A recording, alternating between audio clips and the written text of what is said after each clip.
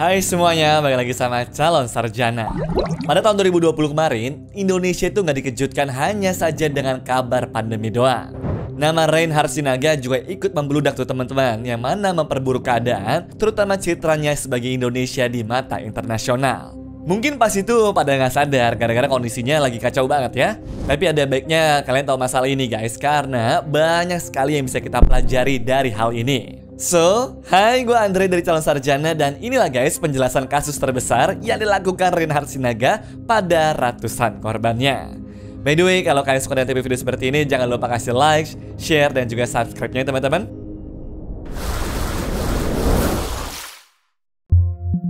Kilas balik. Biar pada paham sama ceritanya, kita flashback dikit kali ya, ngejelasin siapa orang ini sebenarnya. Jadi gini guys, Reinhard Sinaga tuh sebenarnya bukan orang sembarangan ya. Dia lulusan arsitektur UI loh teman-teman. Bahkan dari artikel BBC Indonesia saja sudah dikonfirmasi tuh kalau keluarganya juga cukup mapan di daerah Depok. Makanya bisa ke Manchester tahun 2009 buat ngambil S2 Tata Kota dan juga Sosiologi di 2011. Baru akhirnya ngambil S3 Geografi Manusia di Universitas Leeds di tahun 2012. Nah yang bikin aneh tuh karya ilmiahnya yang ngebahas aktivitas seks dengan orientasi yang menyimpang teman-teman. Mana spesifik ke perbedaan ras khususnya di Amerika lagi? Bukannya gue mau rasis ya, tapi logika aja gak sih ngebahas hubungan kok jauh bener sampai sukunya dipertimbangin segala. Ternyata guys, semenjak pergi ke Inggris, Reinhard ini hidup terbuka sebagai gay dan kabarnya juga punya banyak pacar. Tapi di balik semua itu, Reinhard juga nyimpen sisi gelap yang bikin merinding. Dari Januari 2015 sampai dengan Juni 2017, dia jadi predator seksual yang ngincar cowok-cowok di depan klub malam. Modusnya dia nawarin tempat istirahat di apartemennya buat cowok yang lagi mabok. Begitu korban masuk ke perangkap nih, Reinhard tuh akan ngasih obat bius ke minuman mereka. Ternyata ini levelnya udah obat-obatan terlarang guys, yang efeknya pun cukup keras sampai bikin orang tuh langsung pingsan. Nah setelah nggak sadar, langsunglah dia unboxing dan ngerekam semua kejadian itu di handphonenya.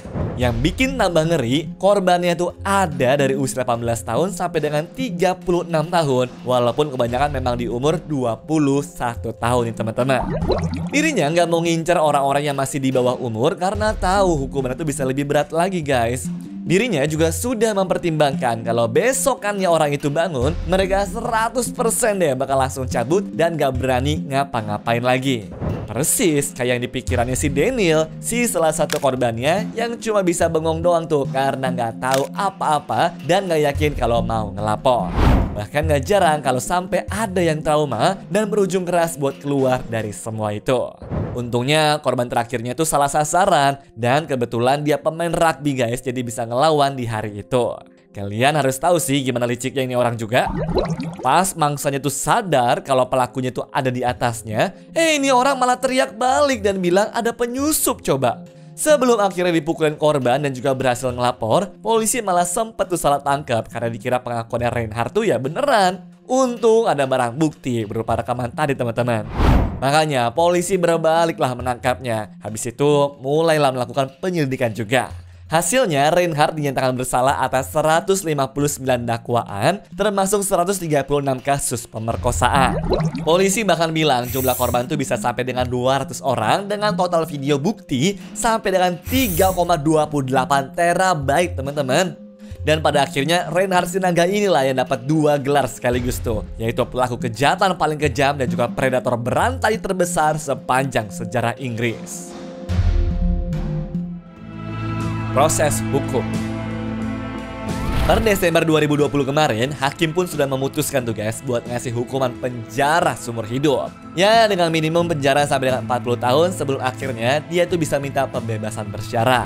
Jadi by the way nih guys, di Inggris mereka tuh nggak bisa langsung mutusin seseorang tuh bakal berakhir di penjara seumur hidup. Apalagi kalau kasusnya bukan pembunuhan kelas berat. Yang bikin kaget, selama persidangan Reinhard tuh kayak nggak ngerasa bersalah loh. Dan malah ngomong kalau semua yang dia lakuin itu didasarkan oleh suka sama suka. Gila kan? Tapi yang bikin gue penasaran, kenapa kasusnya ini udah lama tapi baru diberitain tahun 2020 ya? Jawabannya gue nemu nih teman-teman. Kalau kita kutip dari detik.com, itu karena gerakan media blackout teman-teman. Tujuannya buat ngelindungin korban dari hujatan dan ngejaga juri tetap objektif. Soalnya persidangannya digelar tuh jadi 4 jadwal yang terpisah. Ya sama kayak ulangan lah pokoknya guys. Mencegah buat nggak nyontek jawaban yang sudah keluar di tempat lain. Tapi kalau mau dibandingin sama undang-undang yang ada di Indonesia, ada perbedaan besar nih teman-teman menurut artikelnya Hukum Online. Jadi kata Bu Sri selaku dosen hukum Universitas Gadjah Mada, di Indo tuh belum ada aturan guys soal hubungan sesama jenis kayak begini. Jadi yang paling deket ya pasal 289 KUHP ini dengan hukuman penjara paling lama ya sampai dengan 9 tahun aja. Rata-rata menurut pakar juga pada pakai yang itu sih guys. Walaupun ada juga yang 290 KUHP dengan hukuman 7 tahun penjara ya. Sedangkan tadi kan udah kita bahas di awal tuh, kalau di sana baru ada kemungkinan di tahun 2060 dirinya bisa ngajuin sendiri pembebasannya. Tapi nggak tahu juga ya masih hidup apa enggak, karena pas itu berarti udah umur 80-an kan. Belum lagi sampai sekarang tuh guys, dia diincar loh di penjara gara-gara kejahatan ya. Bahkan dia pernah nyaris mati dihajar napi lain kalau aja para penjaga tuh nggak ngeliat. Yang bikin tambah parah, dia malah bangga dan ngaku sebagai orang yang mengerikan dong teman-teman. Hakim aja sampai bilang tuh kalau dia itu narsis dan psikopat berbahaya yang nggak bisa disatuin lagi ke masyarakat. Makanya nggak heran deh kalau Jack McRae, salah satu napi di sana, sampai pernah nyoba bunuh si Reinhardt ini. Sekarang Jack juga lagi disidang tuh atas percobaan pembunuhannya. Dari sini kelihatan banget kan kalau Reinhardt Sinaga itu hidupnya nggak akan pernah tenang deh guys. Bahkan dibalik jeruji besi sekalipun. Jadi ingat ya guys, kejahatan itu nggak ada untungnya deh. Bukan cuma bikin hidup orang lain hancur, tapi hidup kita sendiri juga bakal berantakan. Upaya pemulangan. Baru-baru ini kita sering dengarkan guys kalau pelaku predator seksual itu mau dipulangin ke Indonesia.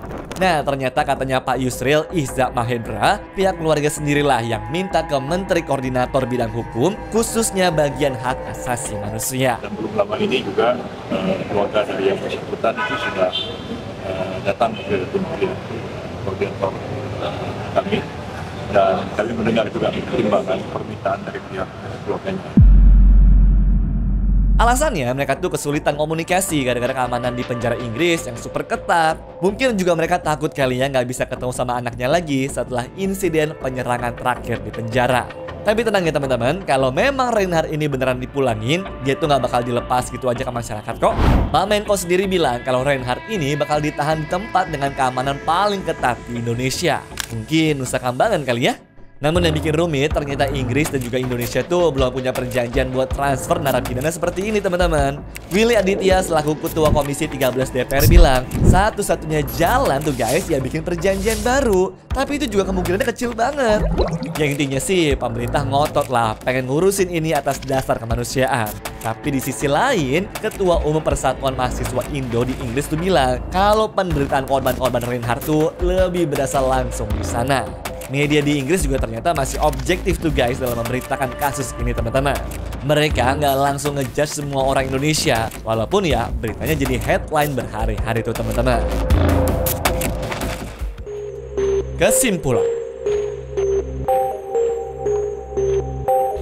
Pada akhirnya rencana kepulangan dia ke sini sih, gue rasa karena keluarganya khawatir kali ya, dia tuh bakal kenapa-napa kalau di penjara Inggris sana teman-teman. Soalnya kalau di Indonesia kan, meskipun masih ditahan juga nih, karena bisa tetap tenang lah, soalnya tetap bisa berhubungan gitu. Cuma kalau di antara kalian nih guys, masih ada yang pengen ke luar negeri, sebaiknya emang jangan berulah sih. Karena balik lagi ya, statusnya kita kan cuma numpang di sana teman-teman. Ikutin aja deh semua aturan yang ada, bahkan kalau bisa ya berkontribusi lebih lah, biar hidup kita juga makin dipermudah. Sama pinter-pinter deh guys kalau mau bergaul sama orang baru. Gak semuanya bisa ditemenin tahu guys. Apalagi yang gelagatnya itu sudah mencurigakan dari awal.